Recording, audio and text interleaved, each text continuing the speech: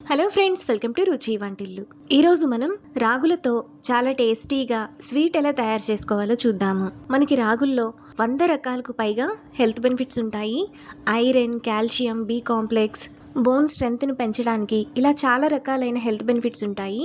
ఈ రాగులతో మనం ఇలా స్వీట్ చేసుకుంటే టేస్ట్ చాలా బాగుంటుంది. పిల్లలు కూడా చాలా ఇష్టంగా తింటారు. సో లేట్ చేయకుండా వీడియోలోకి వెళ్ళిపోదాం.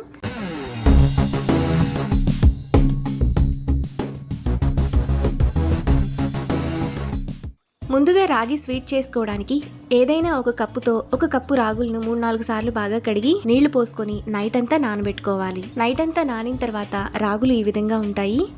ఇప్పుడు మరో 2 సార్లు కడిగి నీళ్లు లేకుండా మిక్సీ జార్లోకి వేసుకోవాలి.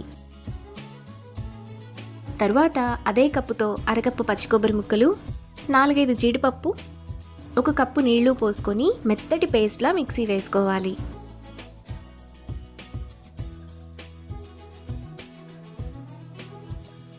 ఇలా వేసుకున్న తర్వాత రాగిలో నుంచి పాలు తీసుకోవడానికి ఒక గిన్నె తీసుకొని స్ట్రైనర్ పెట్టుకొని పాలను తీసుకోవాలి.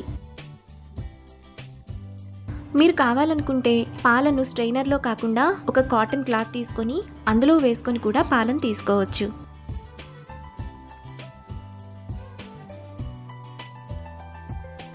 పాలన్నీ తీసుకున్న తర్వాత మళ్ళీ ఈ పిప్పిని మిక్సీ జార్లోకి వేసుకొని మళ్ళీ ఒకసారి నీళ్లు పోసుకొని సేమ్ ప్రాసెస్ని కంటిన్యూ చేయాలి.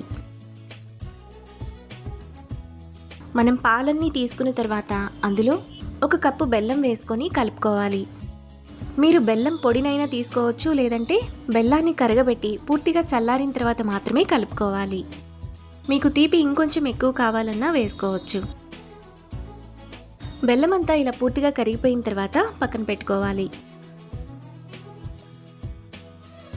ఇప్పుడు స్టవ్ మీద ప్యాన్ పెట్టుకొని అందులో ముందుగా మనం పక్కన పెట్టుకున్న రాగి పాలను వేసుకోవాలి. ఇప్పుడు మీడియం ఫ్లేమ్లో కలుపుతూ ఉండాలి. మనం కలపడం స్టార్ట్ చేసిన 2-3 నిమిషాలకి ఇలాగ జెల్లీగా రావడం స్టార్ట్ అవుతాయి.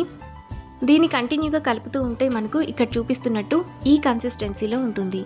ఇప్పుడు మీడియం ఫ్లేమ్లో కలుపుతూ దగ్గరకు అయ్యేంత వరకు కలుపుకోవాలి. స్వీట్ మనకు ఈ విధంగా దగ్గరకు అయిన తర్వాత 1 టేబుల్ స్పూన్ నెయ్యి వేసుకొని మరో నిమిషం పాటు బాగా కలుపుకోవాలి. మనకి స్వీట్ రెడీ అయింది అని తెలియడానికి అందులో ఉన్న బబుల్స్ అన్నీ పోయి ఇలా ప్యాన్కి కొంచెం సపరేట్ అవుతూ ఉంటుంది. ఇలా ఉంటే సరిపోతుంది. ఇప్పుడు 1 టీ స్పూన్ యాలకుల పొడి వేసుకొని కలుపుకోవాలి.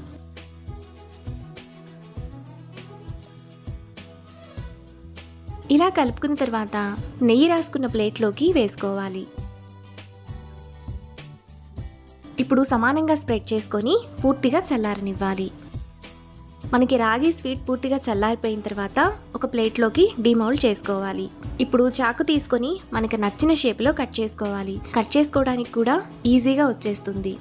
రాగులను వారంలో 2-3 సార్లు మనం తీసుకుంటే మన హెల్త్కి చాలా మంచిది. మనకి బోన్ స్ట్రెంగ్త్ పెరుగుతుంది. నీరసం రాకుండా హెల్దీగా యాక్టివ్గా ఉంటారు. మనకు చాలా టేస్టీగా హెల్దీగా రాగి స్వీట్ రెడీ అయిపోయింది. ఈ రాగి స్వీట్ మనకు చాలా సాఫ్ట్గా చాలా టేస్టీగా ఉంటుంది.